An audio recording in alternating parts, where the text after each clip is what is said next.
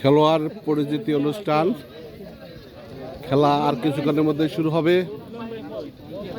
আমাদের বগুড়া অঞ্চল খেলবে পাবনা অঞ্চলের সঙ্গে।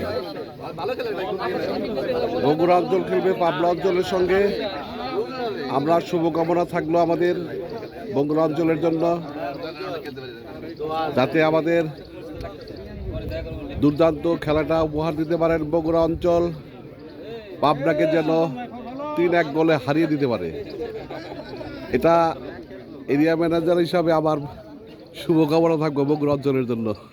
আর পাবনা অঞ্চলের জন্য তারাও ভালো খেলুক, হ্যাঁ তারাও ভালো খেলুক, পাশাপাশি আমাদের জয়টাকে যদি সুনিশ্চিত করে সেটা তারা দেখভাল করে, এই আশা করছি।